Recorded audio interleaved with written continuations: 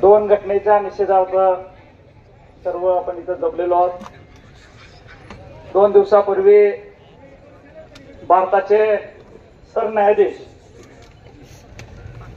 भूषण गवई साहेब यांच्यावर झालेला हल्ला, त्याचा मी देशमुख कुटुंबीय आणि शेतकरी कामगार पक्ष यांच्या वतीने जाहीर निषेध करतो। आणि 10 ऑक्टोबर 2025 कालच्या दिवशी आबासाहेबांच्या आमच्या घरावर दारूच्या बाटली फेकून जो घाण हल्ला झाला, तो आज आपण इथं सर्वच पक्षीय लोक जमलेलो आहोत। बऱ्याच लोकांच्या भावना तीव्र होत्या। आज आबासाहेबांवर प्रेम करणारा एकही पक्ष नाही या महाराष्ट्र राज्यामध्ये, आणि त्याची प्रतीची आज आपल्याला इथेही येते। आज सर्वच पक्षातील लोक आबासाहेबांच्या घरावर, आबासाहेबांच्या विचारावर झालेल्या हल्ल्याचा निषेधार्थ एवढ्या उन्हातानाचा आपण सर्वजण इथं जमलेलो। आबासाहेबांनी ही वास्तू 1972 साली बांधली, आणि त्या 72 पासून त्या या सांगोल्याच्या राजकारणामध्ये किंवा सांगोल्याच्या जडणघडणीमध्ये ती वास्तू स्वतः साक्षीदार आहे।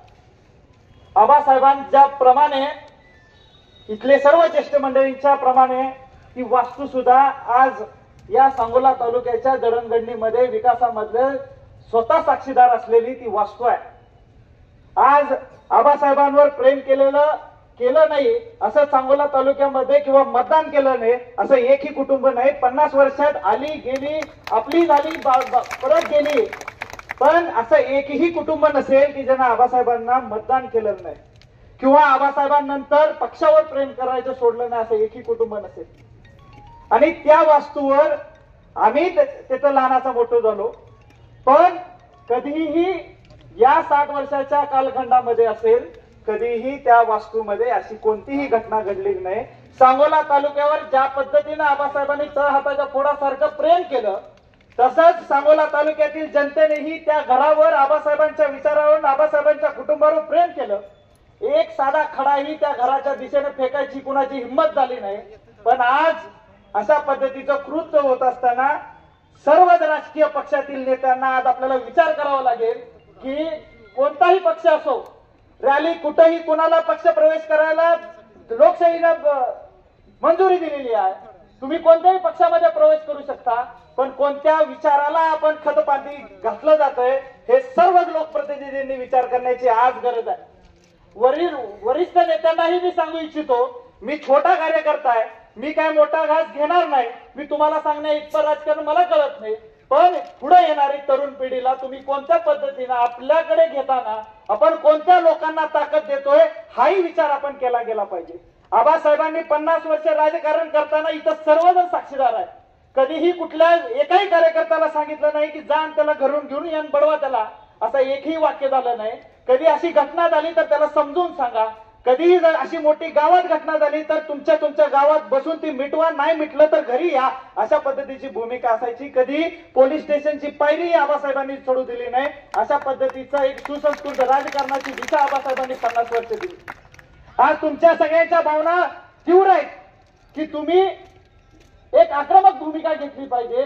आबासाहेब ही आक्रमक होते, पण त्याला एक संविधानिक स्वरूप असतंय, एक विधानमंडळ आहे, तिथं आक्रमक झालं पाहिजे। लोकांनी निवडून दिले की रस्त्यावर गोंधळ घालायला नाही, तर विधानसभेमध्ये जाऊन आपले प्रश्न मांडण्यासाठी आपल्याला ताकद दिलेली आहे। आबासाहेबांचाही राग आम्ही बघितलेला आहे, पण त्याला एक आकार देऊन आबासाहेब ताकदीनं संघटित होऊन आपल्या लोकांसाठी लढण्यासाठी त्या ताकदीचा वापर करत होते। त्याचा अनुभव आणि याची साक्षीदार आमचा संपूर्ण परिवार आहे। आक्रमक व्हायला ज्याच्याकडे बुद्धी नसते, ज्याचं शिक्षण नसतं, ज्याला समाजाची जाण नसते, शेतकऱ्याची जाण नसते, कामगाराची जाण नसते, दीनदलित लोकांची जाण नसते, तो आक्रमकपणे समाजकंटकाची भूमिका घेतं। ती शिकवण आबासाहेबांनी आपल्याला कुणालाही दिली नाही। या तालुक्यातील प्रत्येक पक्षातील नेते आबासाहेबांना भेटायचे। आबासाहेबांनी यशवंतराव चव्हाणांपासून आजचे देवेंद्र फडणवीस साहेब असतील इथपर्यंत प्रत्येक मुख्यमंत्र्याच्या कालखंडामध्ये राजकारण केलं। कधी कधी तरुण नेतेही आबासाहेबांना सल्ला मागायचे आहेत, पण कधी पक्षाचे बंधनं त्याच्यामध्ये नसायची. पण अशा ठिकाणी आपण कोणत्या प्रवृत्तीला आता खत पाणी घेतोय, हाही विचार सर्व पक्षातील सर्व ज्येष्ठ मंडळींनी करायला पाहिजे. आज तालुक्यामध्ये आम्ही दोघं नौखं असलो तरी तुम्ही एक ताकदीनं आमच्या पाठीमागे राहिला. इथं वडीलधारी मंडळी आहे, त्यांच्या मार्गदर्शनाखाली जाण्यासाठी आम्ही निश्चित प्रयत्न करतोय. तरुण व इथं मुलं आहेत, त्यांनाही रगरग असते, त्यांचंही उसळतं रक्त असते. पण आज आमची ती जबाबदारी आहे की भविष्यामध्ये सांगोला तालुक्यात ज्याचे तुम्ही साक्षीदार आहात, ज्याचा वारंवार उल्लेख होतो, एक सुसंस्कृत तालुका म्हणून आबासाहेबांनी या तालुक्याची ओळख महाराष्ट्राच्या पटलावर 288 मतदारसंघापैकी एक मतदारसंघ जिथं कोणत्याही दंगली झाल्या नाहीत. आतापर्यंत आता उदाहरण आले, हिंदू मुसलमान दंगली झाल्या, दलित मराठा समाजाच्या दंगली झाल्या, पण त्या आबासाहेबांनी त्यावेळी थोपवण्याचं काम केलं, त्यावेळी शांत करण्याचं काम केलं. कारण काय, या सगळ्या गोष्टीनं प्रश्न सुटत नाहीत, त्याच्यामध्ये मार्ग शांततेने निघाला जातो. यासाठी आबासाहेबांनी प्रयत्न केले. भविष्यामध्ये मी तरुणांनाही आवाहन करतो की आपली जी ताकद आहे, आणि मी आमचंही कर्तव्य बनतं की आज तुम्हाला चांगली दिशा द्यावी. आबासाहेबांबरोबर खांद्याला खांदा लावून बाईसाहेबांनी काम पाहिलं. आज घरातून बाहेर निघताना आम्हा दोघांना एकच बाईसाहेबांनी सांगितलं, जे काही करा ते शांततेनं करा, त्यांची कर्म आहेत त्यांनी भोगतील, आपण आपल्या विचाराने राहिलं पाहिजे, आपण संघटित होऊन ताकदीनं लढा दिला पाहिजे. याच्यासाठी सारखं त्यांनी दिवसलं म्हणून आपण राग करायचा, हे तत्व काही पटण्यासारखं नाही. पण त्याला उत्तर आपण आपल्या संघटनात्मक कामातूनच दिलं पाहिजे. आपली विचारधारा आपण सुटली नाही पाहिजे. या विचाराचा मी निश्चित आबासाहेबांच्या आमच्या घरावर ज्या पद्धतीनं हल्ला झाला, आणि आत्ताच बोललं की दारूच्या बाटल्या जर फेकल्या गेल्या असतील तर दारूच्या बाटल्या सोबतही असतील, तर त्या पक्षानं विचार केला गेला पाहिजे की आपण जी रॅली करतोय, तर आतापर्यंत सांगोला तालुक्यातील शेतकरी कामगार पक्षाचा तर असंख्य रॅलीचा मोर्चांचा अनुभव आहे.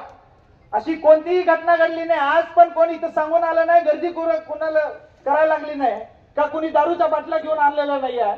पण आपण जी रॅली जमा करतो, प्रत्येकानं गांभीर्यानं विचार करायला पाहिजे. जे कोणी राजकारण आणि समाजकारणामध्ये आज काम करते, इथं सगळी मंडळी आहेत, तरी विचार केला गेला पाहिजे आपण राजकारण कशासाठी करतोय. आपण समाजाला दिशा देण्यासाठी समाजकारण आणि राजकारण करत असताना अशा पद्धतीचं जर तुम्ही एकीकडे तुमच्या स्टेटमध्ये दारूबंदी करता, तिथं ड्राय स्टेट करता, आणि या ठिकाणी अशा पद्धतीनं तुमच्याच रॅलीमध्ये जर दारू असेल, तर मग तुम्ही दारू पाजून लोकांना आणले का, हाही प्रश्न इथं उद्भवण्यासाठी शंका आहे. प्रशासन आज आपल्या बरोबर आहे. प्रशासन आज ही आपल्या पूर्ण रॅलीमध्ये होतं, तर प्रशासन कालच्याही रॅलीमध्ये असणार आहे. तर प्रशासन त्या रॅलीमध्ये असेल तर आता कोण इंटेलिजन्स वगैरे बोललो बऱ्याच गोष्टी, मला काही त्यातलं कळत नाही, पण प्रशासन आजच्या रॅलीमध्ये जर आपल्याला पावलाला पाऊल असेल शांततेत, तर एवढ्या मोठ्या डीजेच्या रॅलीमध्ये, ढोल ताशाच्या रॅलीमध्ये तर प्रशासन असणारच आहे हमखास. ते कुणाच तर कुणाच्या मोबाईल मध्ये टिपलंच गेलं असणार आहे, आणि जरी डिलीट केलं तर सायन्स एवढं पुढे गेलेलं आहे, सायबरच्या ह्याच्याने ते शोधून काढावं. मी शोधून शिक्षेसाठी नाही म्हणत, तुम्ही त्याला शोधून काढा, पण तो कुणाचा माणूस आहे हा नेमका कळायला गेला पाहिजे. कारण का, आबासाहेबांवर सांगोला तालुक्याने एवढं प्रेम केलं. आबासाहेब 2दा कॅबिनेट मंत्री होते, पण कधी सिक्युरिटी नाही घेतली, कधी घरावर 72 पासून एकदाही सीसीटीव्ही लावायचा प्रयत्न केला नाही, कधी कोणता माणूस पैलवान आणून तिथं बसवला नाही की बाबा दादागिरी करायला कोण नाही. कोणी दारू पिऊन पण नशेच्या अवस्थेत जरी घरामध्ये आला तर आबासाहेब एकच वाक्य बोलायचे, तुम्ही व्यवस्थित असताना, मी स्वतः अनुभव घेतलेला, तुम्ही व्यवस्थित असताना उद्या या.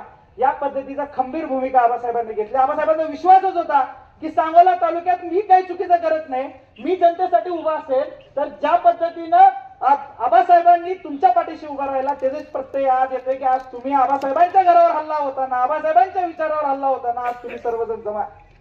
त्यामुळं आज सीसीटीव्ही कॅमेऱ्यात ते टिपलं गेलं नसेल, पण आज ज्या मोबाईलवर टिपलं असेल तर प्रशासनाने शोधून काढावं. त्या व्यक्तीला जे काही तुमच्या भाषेत समजवता येते ते समजवलं गेलं पाहिजे. कारण का, उद्याहून अशा प्रवृत्तीला खत पाणी घातलं गेलं नाही पाहिजे. या भूमिकेचा मी आहे. प्रशासनाने ते करेल अशी माझी अपेक्षा आहे. त्यांनी करावं, ताकदीनं करावं.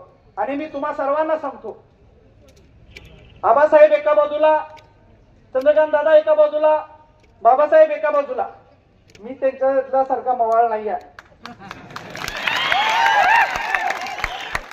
राजकारण करायचंय समोरासमोर करा. तुम्हाला जर कुस्त्याच करायचे तर तेल लावून एक मैदान करा. मी आहे तिथे समोर आणि मी तुम्हा सर्वांना शब्द देतो की ज्या ताकदीनं नुसती एक बाटली फेकली म्हणून, त्या विचारावर हल्ला केला म्हणून तुम्ही सर्वजण इथं जमा झाला, कुठल्याही पक्षाचा असो, ते आज ताकद द्यायला आमच्या पाठीशी उभा राहिला, पक्षाच्या पाठीमागे उभा राहिला, आबासाहेबांच्या विचाराच्या पाठीमागे उभा राहिला.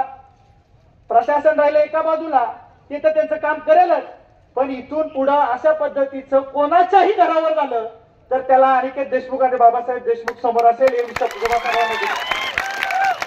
आज राजकीय पक्षाची प्रत्येकाची भूमिका वेगवेगळी आहे.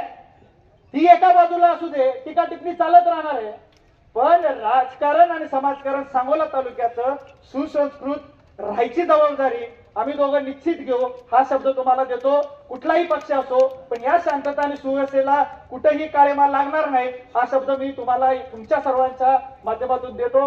कुणीही अशाला बळी पडू नये. आणि जाहीर निषेध तर आपण करतोच आहे, ताकदीने निषेध करतोय. आणि मला अभिमान आहे की आबासाहेबांचा विचार अजून सुद्धा सुटला नाही. एवढे बॅनर लागले, त्यांना काळजी एवढी होती की त्यांनी प्रत्येक बॅनरला एक प्रशासनाचा माणूस उभा केला होता. एवढी एवढी भीती, आणि आम्ही ते करणारच नव्हतो.